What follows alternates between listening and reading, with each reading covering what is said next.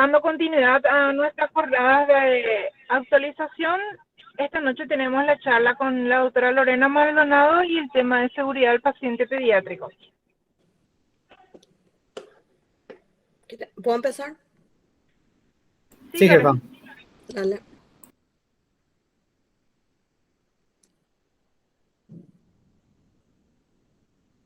¿Dónde era que tengo que compartir mi pantalla? Presentar. En presentar, ¿verdad?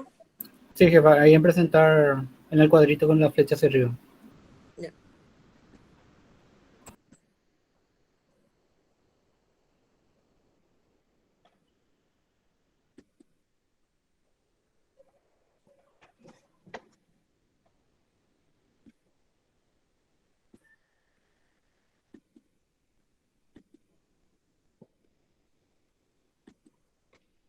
Ahí pueden ver. Sí, jefa. Bueno, empezamos. Este tema, hace poquito nos dieron también el departamento de epidemiología en el hospital pediátrico. Me pareció sumamente importante porque hay cosas que nosotros tenemos que cambiar, ¿verdad? Sobre todo porque lo que hacemos también influye en los pacientes, en lo que se va viendo últimamente, que son las infecciones intrahospitalarias. Y hubo cierto aumento en algunos tipos de cirugía, en algunos tipos de procedimientos, y tenemos que mejorar algunas técnicas, entonces para disminuir esas infecciones, ¿verdad? No necesariamente por nuestra culpa, pero sí hay cosas que debemos mejorar. Como saben, los avances en la anestesiología y cuidados intensivos perioperatorios han hecho posible realizar procedimientos cada vez más complejos en la cirugía pediátrica. Pero a la vez, las técnicas y las mejoras tecnológicas no evitan que hayan errores, y estos son atribuibles a veces una actitud incorrecta, le podemos llamar negligencia, puede ser por exceso de confianza, así como la práctica que no está basada en la evidencia tiende a producir más complicaciones. Y una adecuada cultura de seguridad necesita involucrar a todo el personal y formar equipos de alto rendimiento.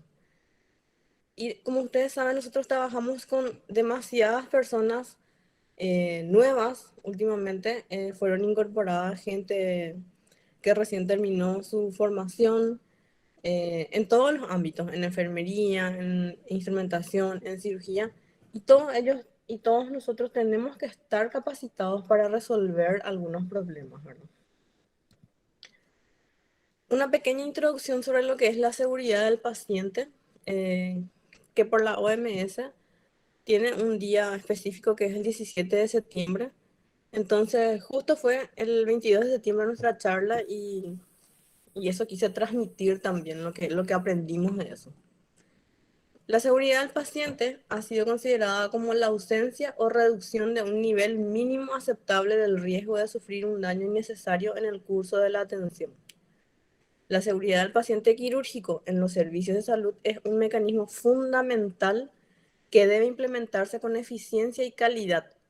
Las fallas de esta seguridad se convierten en un problema de salud pública que ocasiona graves consecuencias monetarias, sociales, daño irreversible de salud, como la muerte. Y a nivel mundial, la OMS en el 2004 creó la iniciativa Alianza Mundial para la Seguridad del Paciente, y en respuesta a la resolución del 55.18 de la Asamblea Mundial de Salud, esto sirvió para fortalecer las políticas necesarias y mejorar la seguridad del paciente en los servicios de salud y sus implicancias en la salud general de la población. Con respecto al conocimiento y la implementación, ¿verdad?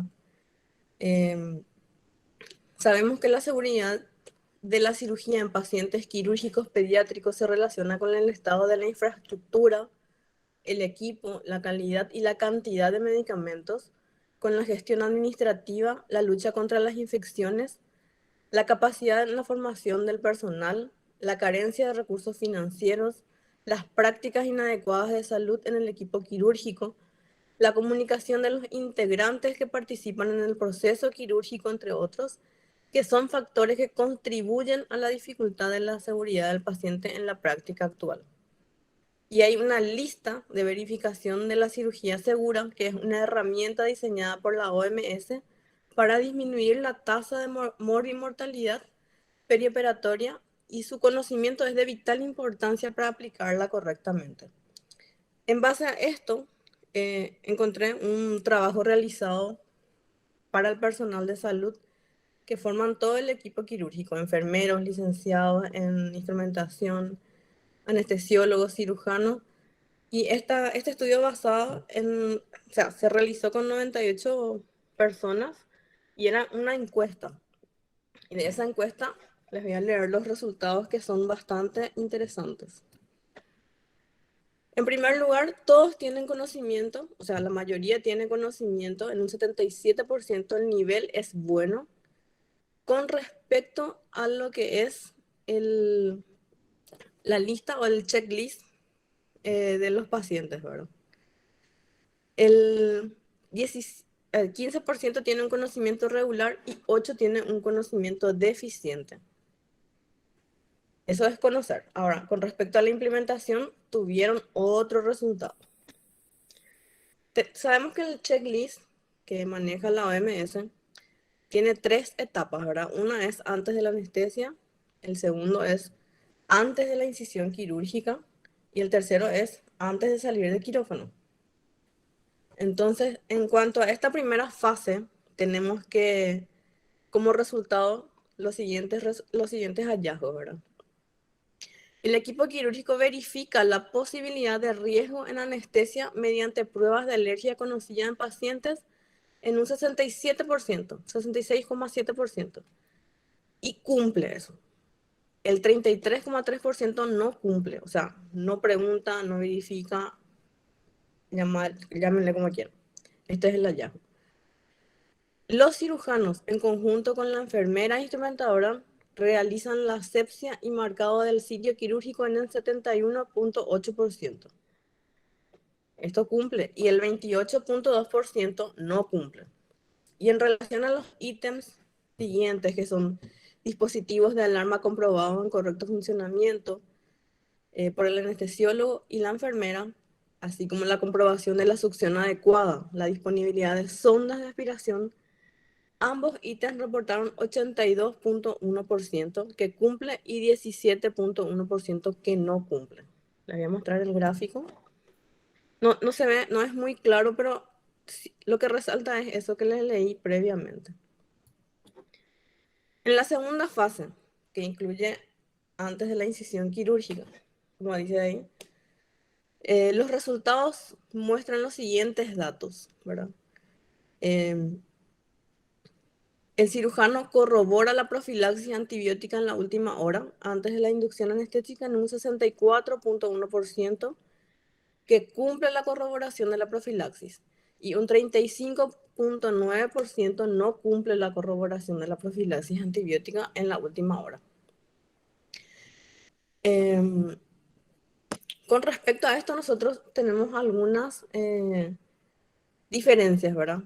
¿Por qué? Porque hay pacientes que vienen con vía periférica previa, los que están internados ya previamente. A ellos sí se les puede realizar su antibiótico de profilaxis, pero al que viene para una cirugía programada, viene sin vía, es más difícil. O sea, en ellos, por ejemplo, nosotros no vamos a poder hacer esto previamente. Con respecto a por ejemplo, a los marcadores de material estéril, el 74,4% sí corrobora y el 25,6% no lo comprueba. El cirujano conjunto con el anestesiólogo repasan cuáles son los pasos críticos o imprevistos durante la duración del procedimiento y los riesgos en caso de necesario en un 78,2% y un 21,8% no cumple. En este 21,8% nosotros estamos casi iguales. Y estos son los que generalmente se complican cuando no hay un buen diálogo con el cirujano, ¿verdad? Cuando te dice, voy a hacer esto y termina haciendo un poquito más de eso, entonces ahí es cuando ya empiezan las complicaciones. El anestesiólogo verifica si el paciente presenta algún problema específico en un 85.9% y en un 14.1% no cumple. Esto podemos ver en la siguiente tabla. La presentación con el equipo quirúrgico del paciente al paciente, el nombre y la función, a veces nosotros nos acercamos a eso y a veces se va solamente el residente. Bueno, cuando uno trabaja solo, sí hace esto con más frecuencia, que es lo ideal, ¿verdad? El paciente quirúrgico, perdón, el equipo quirúrgico verifica al paciente correcto. Ya hubieron casos de que pedís un paciente y te traen otro. Entonces siempre hay que verificar eso. Cuando recibe profilaxis antibiótica, como les dije antes, hay algunos casos que sí se van a poder hacer, otros que no. Pero con respecto a esto, por ejemplo, de acuerdo al antibiótico que reciben, hay que tener un tiempo prudencial. Ustedes saben que cuando reciben vancomicina, hay que esperar un poquito porque el efecto vasodilatador que tiene persigue mucho el paciente y potencia demasiado. Y cuando hay imprevistos con duración de procedimiento y hemorragia, como vieron ahí, este es el ítem, yo creo, el más importante a hablar con el cirujano. Porque como saben, ya hubieron casos en que entraron como abscesos y eran aneurismas, o sea, pseudoaneurisma. Entonces, esos son los puntos en que debe complementarse un buen diálogo. Si hace falta estudios complementarios, se le realiza. Se demora un poquitito el procedimiento con tal de que el paciente esté seguro. Los indicadores del material estéril. Ustedes saben que en nuestras máquinas, las estufas en el CMI están constantemente descomponiéndose. Entonces siempre tienen que preguntar si es que la instrumentadora no hizo ese paso o si el cirujano no preguntó, entonces hay que insistirles en eso, a ver si no apurarse, ¿verdad? Porque siempre hay algún paquete que esté mojado. Eso ya ocurrieron demasiadas veces también. ¿El anestesiólogo verifica algún problema específico? El problema puede ser de la máquina, el problema puede ser el no tener los insumos necesarios. O sea, siempre uno tiene que ser precavido en ese sentido. Nosotros a veces no somos quienes preparamos todo, ¿verdad? Ya dejamos a cargo de los residentes, pero no estaría de más ir a ver previamente qué se va a usar y cuál va a ser el plan anestésico. Y cuando el equipo quirúrgico verifica riesgos en caso necesario, como dije antes, si hay estudios previos que puedan facilitar para que el paciente salga seguro, entonces sería lo ideal. Y en la tercera parte, también tiene algunos resultados que son interesantes, ¿verdad? Sobre todo en la parte que registra los eventos adversos, como dice ahí, un 60.3% sí registra los eventos adversos y un 39.7% no cumple con esta actividad. Entonces, de nosotros depende también mejorar, ¿verdad? ¿Por qué? Porque al tener más efectos y más reportes, entonces nosotros podemos ver eso. ¿Perdón? ¿Qué pasó? ¿Me están escuchando? Sí, jefa, el micrófono. Bueno, perdón. Pensé que se fue el internet. Me quedé que en los reportes adversos, de eso nosotros podemos, como dijo Walter en la reunión clínica pasada, de las complicaciones nosotros aprendemos. Entonces sería interesante tener diagramado o diseñado un esquema de eventos adversos como hay en otros hospitales y de acuerdo a eso, entonces hacer los reportes e ir viendo lo que falta mejorar, ¿verdad? Y como pueden ver ahí, el último ítem que cumple con identificar si hay problemas que resolver. Esto también es importante porque al tener efectos adversos, nosotros vamos a poder resolver. Al tener, ¿cómo dice? Marcados los puntos, vamos a poder resolver con más facilidad y trabajar plenamente con el equipo, mejorando el servicio para el paciente. ¿Qué conclusiones llegaron los que hicieron este trabajo? En cuanto al proceso de implementación de la seguridad quirúrgica por medio del cumplimiento de las actividades de la lista de verificación, vieron que hay un cambio de cultura organizacional que son necesarios para un hospital y que han demostrado ser tareas complejas que presentan un desafío para la mejora de la seguridad en el entorno quirúrgico. No es así tirarse, tratar de culparse y tirarse las pelotas, no. Es siempre hay que verle el lado positivo y mejorar eso. Nosotros sabemos que todo es un proceso, ¿verdad? Y la gente que trabajó en CMI y que sigue trabajando saben que es una lucha constante. Desde ingresar al paciente y ponerle la ropa, luego ya es todo un tema, porque a veces ni siquiera eso hay. Entran con la ropa de calle. O como vienen de la urgencia, ¿verdad? Entonces, son muchos puntos que tenemos que ir cambiando a medida que tengamos el apoyo entre todos nosotros y también de los demás jefes de servicio, ¿verdad? Y recalcar nomás que el propósito de la verificación de la seguridad quirúrgica es fomentar la comunicación, el trabajo en equipo y la verificación de las buenas prácticas entre los miembros del equipo quirúrgico. En este estudio se observó que se podría utilizar como un registro de las actividades a realizar por cada profesional, especialmente antes de la anestesia, puesto que se trata de una estrategia nueva en la cultura organizacional de la unidad quirúrgica pediátrica. En nuestros hospitales, ¿qué hacemos bien, obviamente, y qué no? Entonces, con respecto a las diferentes definiciones, lo que es la limpieza del quirófano, ¿verdad? Tenemos la definición de asepsia, tenemos la definición de desinfección, tenemos lo que es descontaminación y la esterilización. Para mí los puntos claves son desinfección y descontaminación. Aparte de la asepsia, ¿verdad? Ahí, por ejemplo, en lo que es asepsia y el lavado quirúrgico, dice frotar las manos y los brazos con un cepillo. Esto nos dijeron en la charla que tuvimos hace poquito con la jefa de epidemiología, que si es el primer ingreso al quirófano, lo recomendable es hacer eso. Ahora, cuando ya son varias veces en las que tenemos que lavarnos, como pasa con todo, esto es cotidiano, es a diario, ya no hace falta utilizar el cepillo, pero sí en el primer lavado quirúrgico que vamos a realizar. Y el atuendo quirúrgico, ¿verdad? Como saben, en esta pandemia implementamos el uso de la bata. Entonces, por eso nos protegimos bastante, creo yo.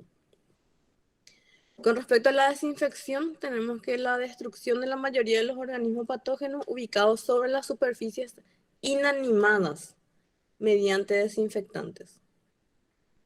Y la descontaminación es eliminar microorganismos de toda superficie animada o inanimada.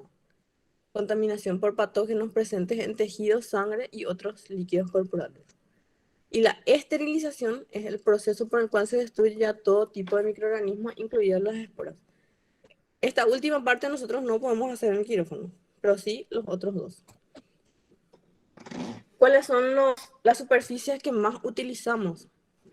Como pueden ver, nuestra máquina es lo que más se contamina. Toda esta parte lila es con todos los pacientes. Todo. Prácticamente por todos lados nosotros estamos tocando todo lo que hay. ¿Qué tenemos con respecto a los cambios en la preparación para la anestesia? La medicación será preparada en momentos previos, inmediatos a la cirugía. Llámese diluir drogas, preparar jeringas, abrir jeringas, preparar mesa de Raki. Todo lo que se va a utilizar para el paciente se prepara en ese momento previo. La mesa de anestesia debe ser de material lavable y debe ser descontaminada al final del día. Entendemos por material lavable cualquier superficie que sea plástico o que sea metal, ¿verdad? Entonces se puede lavar, se puede incluso desmontar y lavar entre cada paciente. No se cubrirá la mesa con ningún tipo de material textil o similar. Esas compresas que usábamos previamente sobre nuestra mesa ya no está permitido. Pero como nosotros tuvimos este mismo cuestionario y cuestionamiento con la jefa de epidemiología, nos dijo que hay, o sea, muchos tuvieron ¿cómo se dice? La interrogante de decir, ¿vamos a seguir usando las compresas? Sí, no. Parece más aséptico cuando se usan las compresas. Sabemos que esas compresas están limpias. Bueno, se puede usar. Ella dijo, sí, van a usar, pero van a cambiar por cada paciente. Esas compresas que se usan, las compresas verdes, o lo que suelo ver, las compresas de vientre, que usan para diluir su ampolla y guardar sus ampollas, ya no se puede usar todo el día. Se debe cambiar por paciente. Y por último tenemos que para la extracción de soluciones de los frascos ampollas, se debe proceder previamente a la desinfección del tapón de goma con alcohol al 70%. Nosotros a veces sacamos el metalcito de seguridad, no sé el nombre. Una vez que sacamos del suero, eso se queda así a la intemperie y ya no tenemos la delicadeza de estar pasándole un poquitito de alcohol para desinfectar otra vez esa zona. Eso sí, una vez que introducimos las agujas para aspirar las soluciones, eso se hace repetidas veces de un mismo frasco y nadie tiene la delicadeza. Yo estoy segura que no se suele hacer porque ni yo hago. Entonces, y no es porque yo no hago que el resto no hace, no. No tenemos, lastimosamente, hay cosas, como les dije, que van cambiando y tenemos que incorporar a nuestras acciones dentro del quirófano. Acá, por ejemplo, esta es una foto real del quirófano del CMI. Y hablando de asepsia, en esto, ¿qué podemos ver?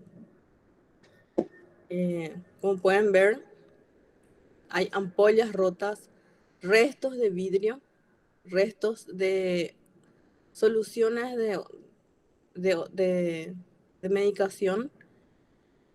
Lo bueno es que están todas las ampollas, todas las jeringas cerradas, ¿verdad? Pero ¿qué pasa? Esto queda abierto, no sabemos de qué hora.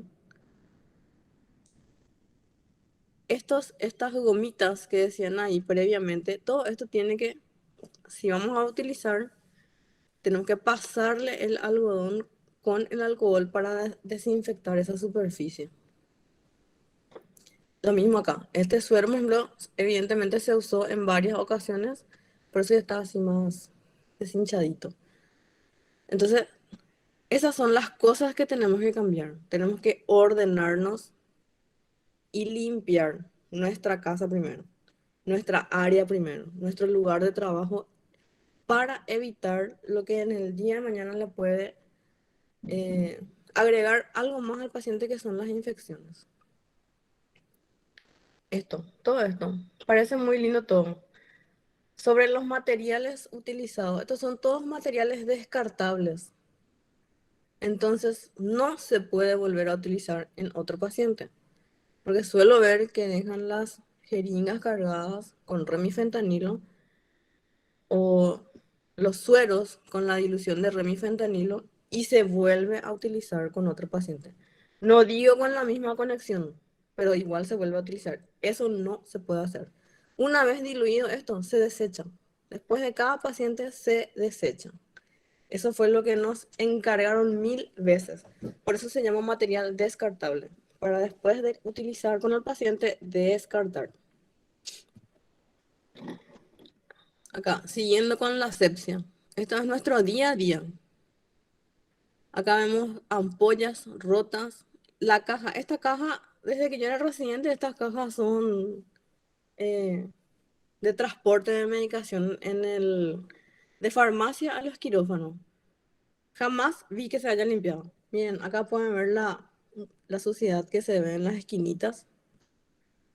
Y en la profundidad de la caja, los restos de de medicación, pelusas, vidrios, de todo. Esta es, así es la caja. Esto por ejemplo, se nota que le salpicó algo de sangre y esto se transporta de la farmacia al quirófano todos los días. Nosotros manipulamos esto todos los días. Entonces también es un riesgo para nosotros y el personal de farmacia. Nuestra máquina, esto es lo que le da vida a nuestros pacientes y así nosotros manejamos, ¿verdad? Como les dije antes, la compresita verde, esto ya no se puede utilizar a no ser que se cambie por cada paciente.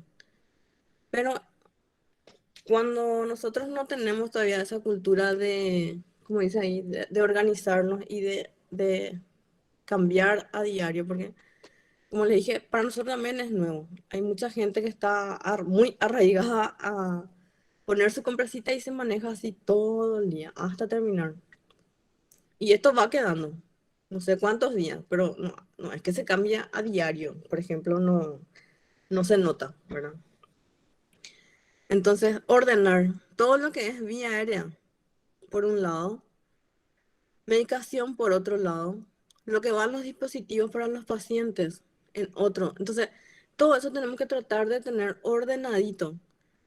Lastimosamente, cuando hay así una urgencia, te perdés haciendo todo esto. Así, cuando no está ordenado es más difícil. Si vos haces una mirada así de un flash en una urgencia que tenés que estirar algo, ahí ya te perdés. O sea, tenemos que acostumbrarnos a sacar, porque eso también fue parte de lo que nos enseñó la pandemia, ¿verdad? A tener solamente la máscara que vamos a utilizar para el paciente, la máscara adecuada para el paciente, dejar esa máscara en nuestra mesa. Dejar esa pala, por ejemplo, en este caso vamos a poner que sea un paciente de 2 a 3 años, la máscara adecuada, la pala adecuada, el mango, el tubo adecuado y hasta ahí. Si vamos a usar máscara de laringe, dejamos la máscara de laringe. El resto tiene que estar despejado. El resto tiene que estar ordenado. Si vamos a poner en un mismo recipiente todos los electrodos, podemos dejar sobre nuestra máquina o podemos dejar al costado del monitor, cerca de donde están los latiguillos. Todo eso tenemos que ir ordenando para que nos sea mucho más fácil y también evitar estar contaminando todo. Acá pueden ver la higiene de nuestra máquina, ¿verdad? Esto es un resto de... Yo pensé que era que se había desteñido con el alcohol, pero me pareció que era un resto de IOP, ¿verdad? Entonces, todo eso, todos esos detalles, acá pueden ver los restos de salpicaduras de sangre, de no sé qué.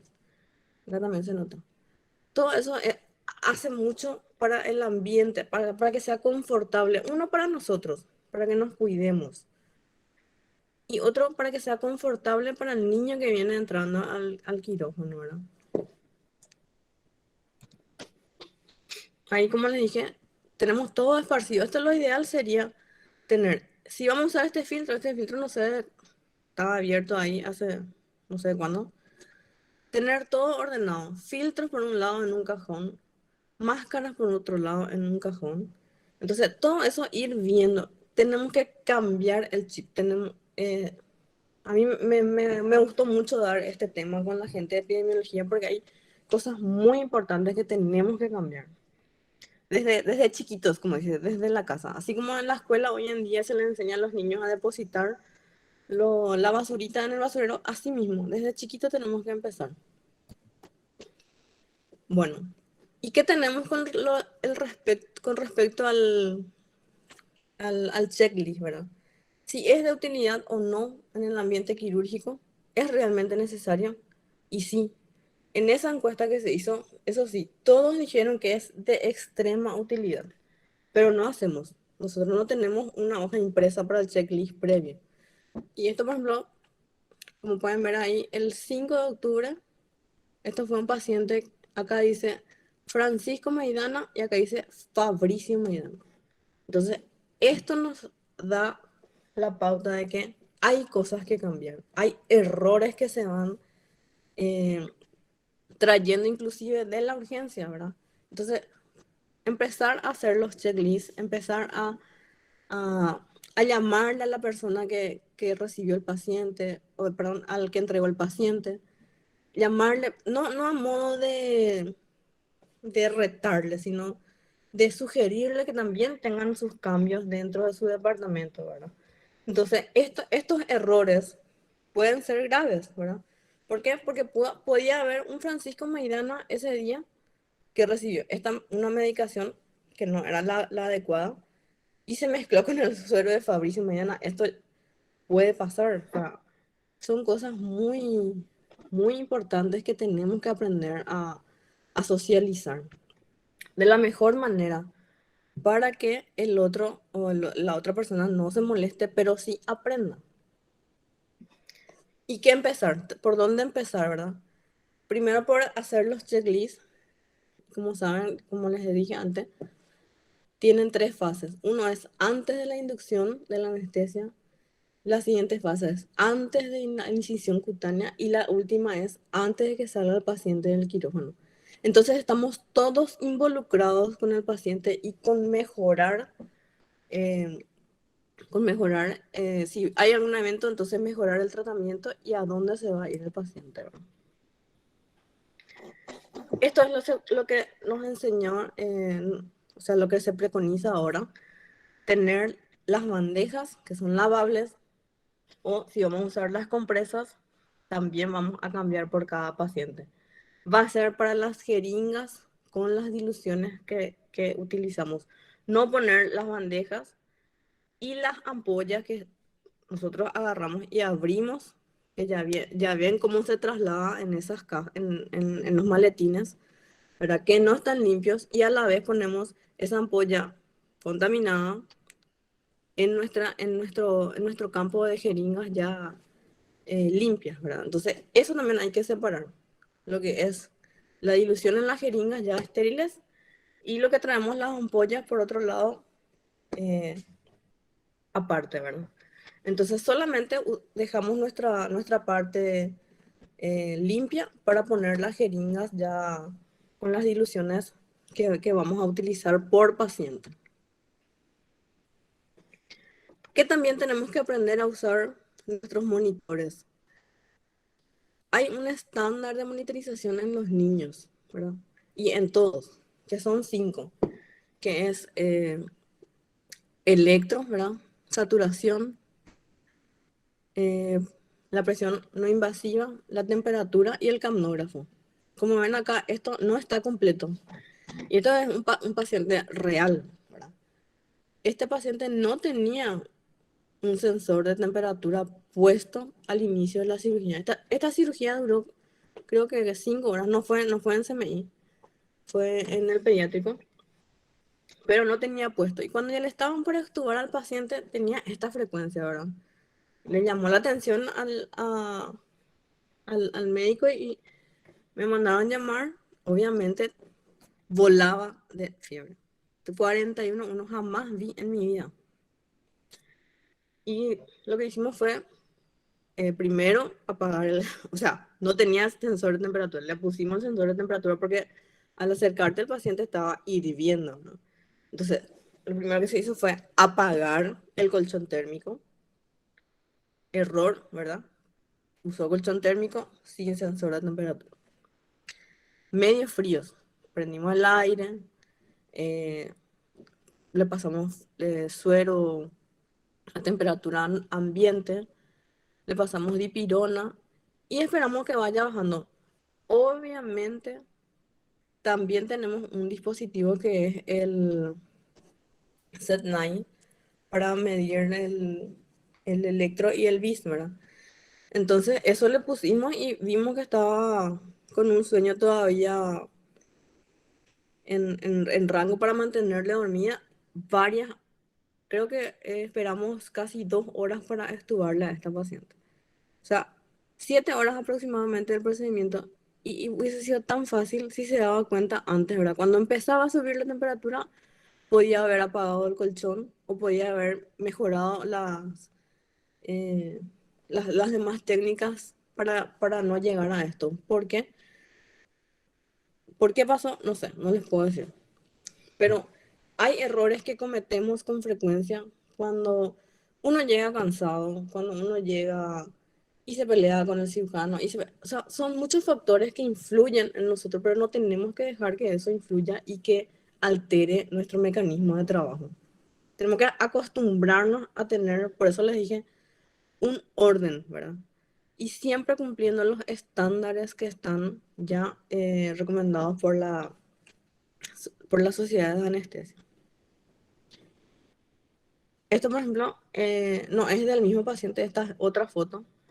Y cuando empezamos a ver que hay alteraciones, tenemos que cambiar ya nuestros mecanismos. Entonces, todo eso, como le dije antes, van sumando. Tenemos que utilizar todos nuestros recursos para tener la seguridad del paciente conservada.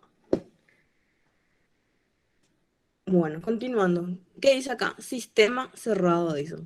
¿Qué solemos hacer o qué solemos ver que le pinchan a esto con aguja para que se vaya más rápido?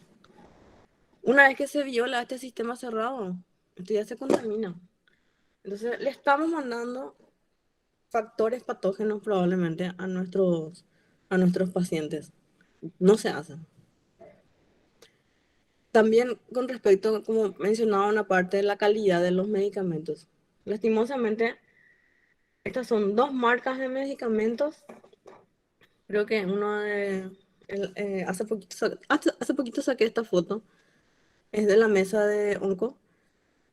Y es tan diferente, lastimosamente, hay mucha diferencia en la respuesta. O sea, a misma dosis hay diferentes respuestas. Entonces, la calidad de nuestros medicamentos también influye en lo que es la seguridad del paciente.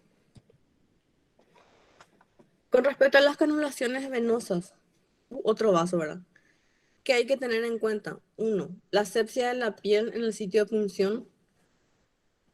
Eh, y ahí están todo cómo se puede realizar. Iodoprimidona, gluconato clórex y alcohol al 70%. Una vez que se realiza la asepsia de la piel empleando movimientos circulares y centrífugos, no se vuelve a palpar una vez realizada la asepsia en el sitio de punción. Seleccionar cánulas de calibre pequeño, introducir la cánula sin tocar la parte que queda dentro del vaso. ¿Por qué les digo esto? Porque muchas veces pinchamos tantas veces, o sea, es difícil que a veces salgan las vías, sobre todo en los pacientes oncológicos. Lo que rotaron van a saber, ¿verdad? Pero ¿qué pasa? No siempre esta asepsia es la correcta y no sabemos cómo se hacen en otros centros.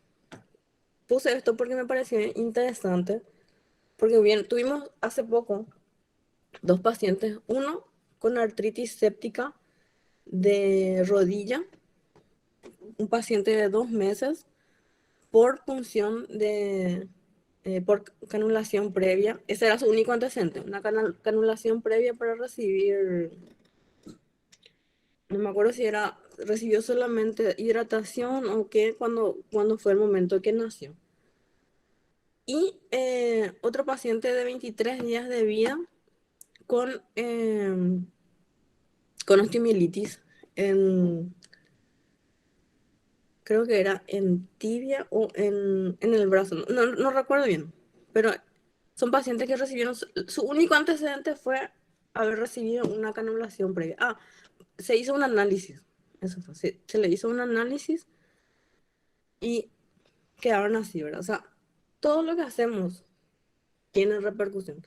Probablemente no fueron anestesiólogos los que punzaron, pero sí personal de enfermería. A veces cuando al enfermero no le sale, nos llaman a nosotros para punzarle. Entonces, todo eso tiene implicancias. Bueno, continuando, acá tenemos, por ejemplo, esta foto saqué de un paciente, sí, nuestro, por dos motivos. Uno, porque esta vía ya se ve un poquito inflamada, ¿verdad? Que tiene una flebitis probable. Y dos, porque a veces nosotros no hacemos el lavadito posterior a la inyección de nuestra medicación. Entonces queda por más poco que sea, queda un poquitito de medicación que eso les duele, ¿verdad? Aparte, si esto quiere decir que ya se cayó su seguro, o sea, alguien ya le tuvo que haber cambiado y puesto esta otra tapita que no es del dispositivo de llave de 3 vías. Entonces, todas esas cosas tienen implicancias. ¿Qué les podíamos haber hecho esto? No sé si estuve con uno de los residentes o no, pero lo más probable es que le hayamos cambiado la vía. Le dormimos, le lavamos y se retira esa vía para colocar otra. Y con respecto a la fijación, este es otro tema también, fijación de vías en los pacientes más pequeños. Acá, por ejemplo, ven, este niño tiene una deformidad, ¿verdad? Entonces tenemos que agregarle un dispositivo, un colchoncito, esto primero se hizo con gasa, ¿verdad? Para que quede bien apoyada esta zona. ¿En quiénes nosotros vemos esto con frecuencia? En los pacientes con PCI, ¿verdad? Ellos, por ejemplo, por su espasticidad, a veces cuesta mucho canalizarla en las partes más distales. Entonces, si hacemos alguna canalización, podemos usar esta zona del antebrazo. Igual tenemos que fijar. ¿Por qué? Porque muchos de ellos tienen movimientos involuntarios y también tienen tics que quieren morderse. Entonces, todo eso tiene que ir protegido. La forma correcta es fijando de esta manera. Primero el apoyo para la deformación, si es que tiene. Entonces después se fija en cruz, pero no en la misma área, sino se hace cruzado. Como ven ahí, primero se pone esto que abarca la tablilla y la parte más distal del brazo, de la mano, y después se hace eh, con otra porción de leucoplas, también otro que abarque la tablilla, perdón, que abarque la tablilla y la otra porción que queda de la mano. Los deditos también se pueden fijar si es que son pacientes muy pequeños. Y se deja siempre a uno de ellos para observar, ¿verdad? La circulación. Este momento está todo cubierto, pero lo ideal es dejar solamente los pulpejos a veces sin comprimir mucho para poder observar si tienen buena circulación. Y esta fábula me pareció interesante, ¿verdad? Que es una gran verdad. Dice, por más que la abeja le explique a la mosca que la flor es mejor que la basura, la mosca no va a entender por qué siempre vivió en la basura. Entonces, de nosotros depende cambiar eso. Y que somos todos seres pensantes, tenemos que saber qué hacer, cuándo, con quién, cómo, por qué, dónde, y elegir, ¿verdad? Las condiciones que nos favorezcan y le favorezcan al paciente sobre todo. Y eso es todo. Muchísimas gracias por su atención. No sé si tienen preguntas.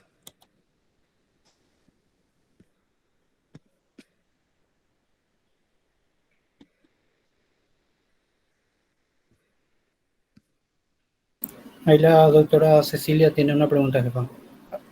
Ceci, Ay,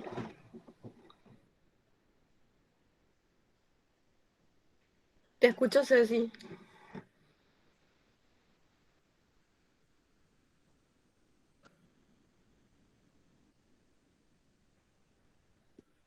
Puedes escribir, igual te vamos a leer.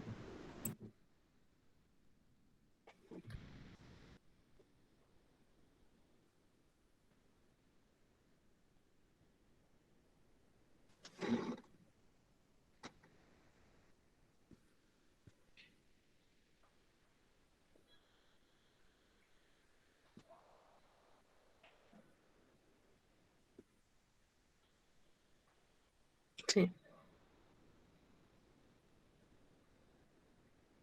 te leí. No sé si el resto leyó, pero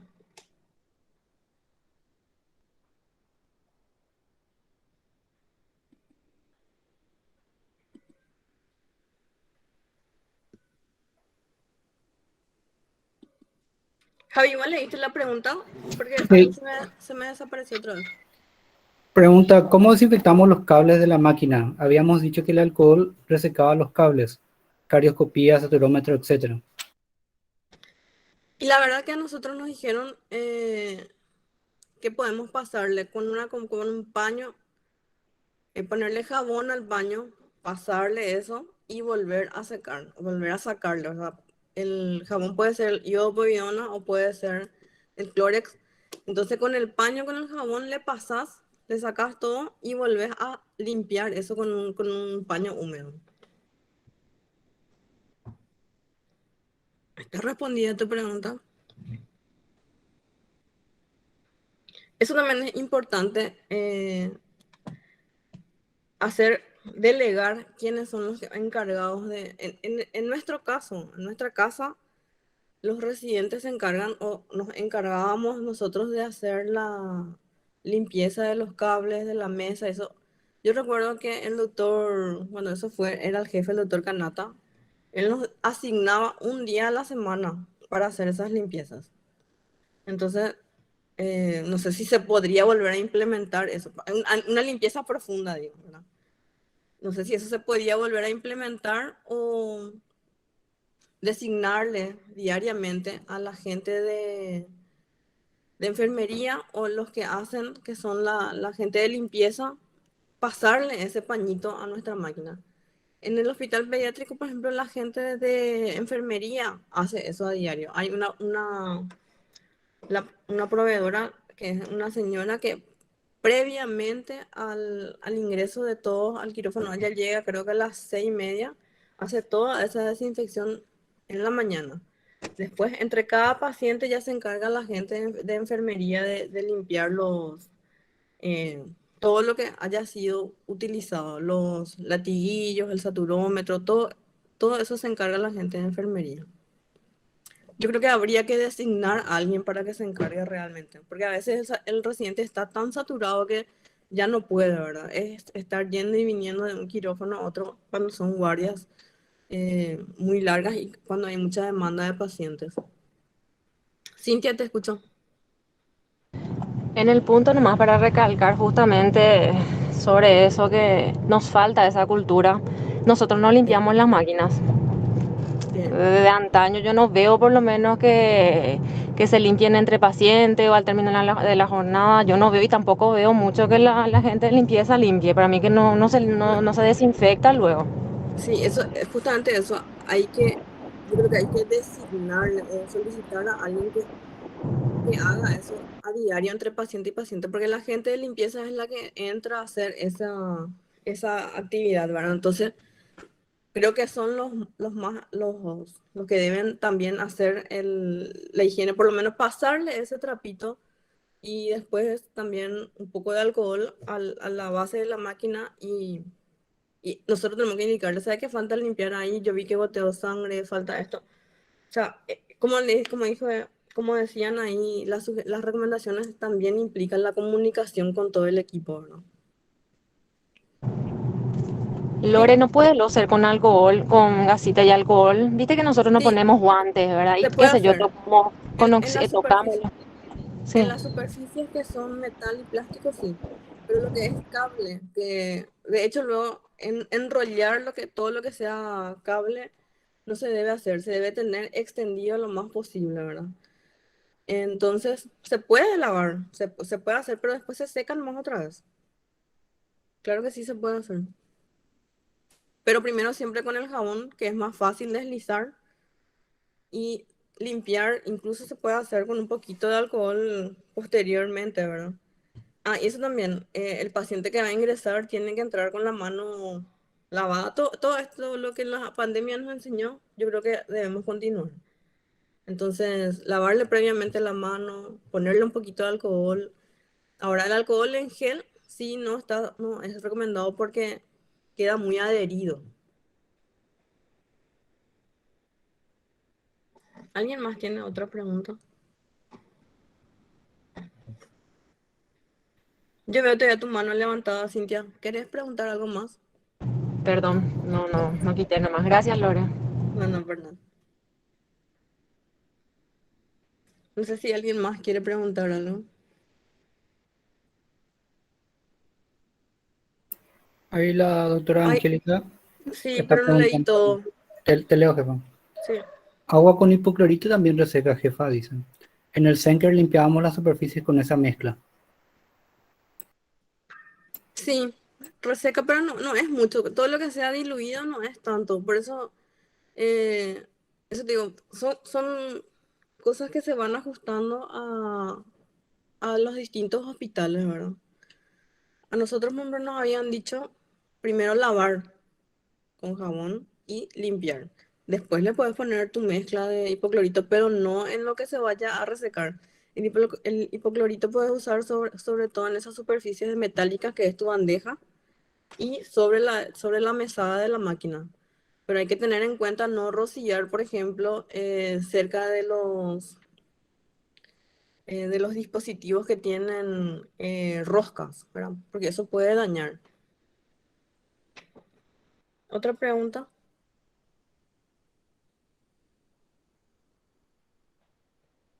Pues nada, Angie. No sé si alguien más tiene otra pregunta.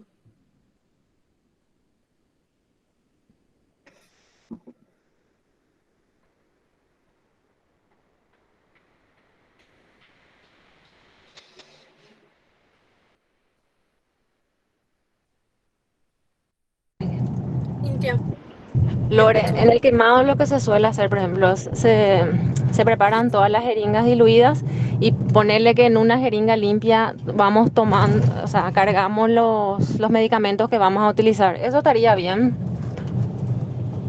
Las jeringas madres, Sí, sí, sí, sí. ya no.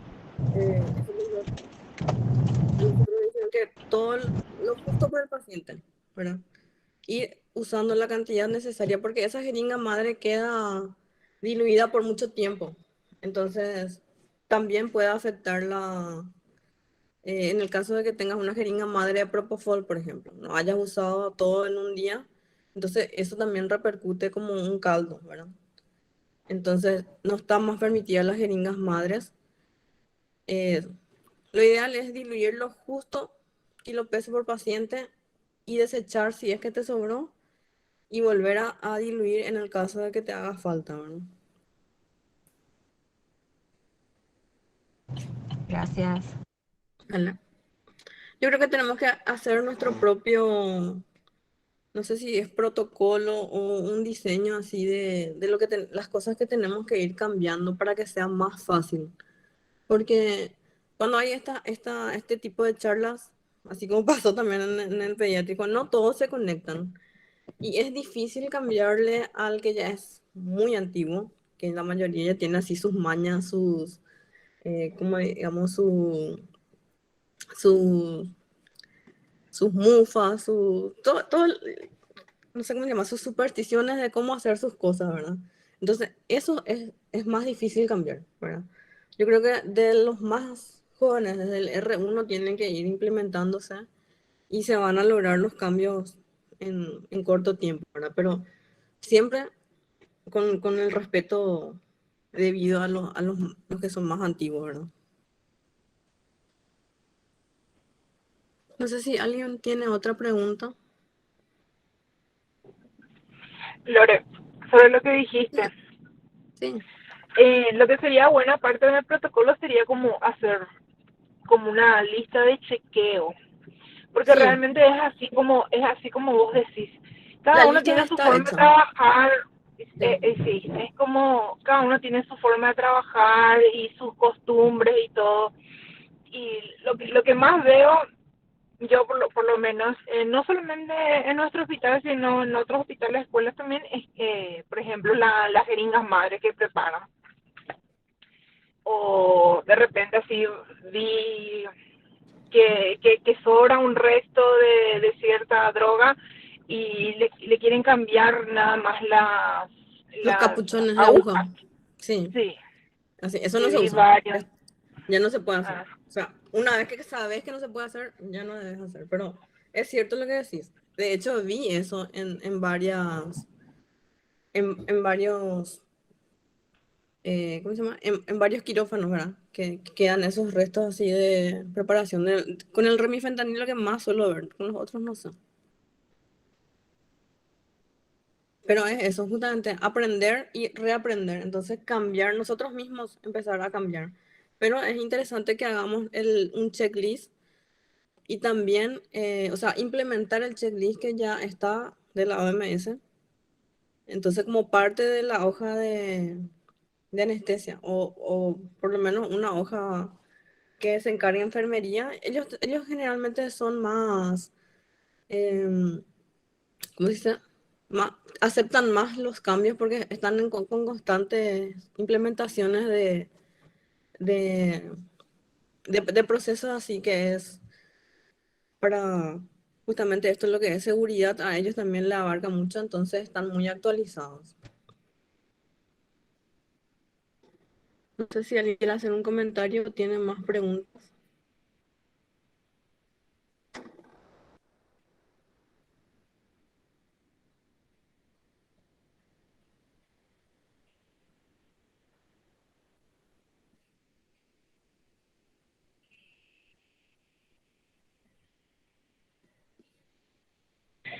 Parece que ya no. Y podemos ir dando por terminada entonces la charla, Lore. Dale, sin problema. Que pasen bien. Muchísimas gracias por tu aporte y a todos los asistentes por brindarnos su tiempo. Que pasen bien. Hasta luego. Hasta luego. Chao.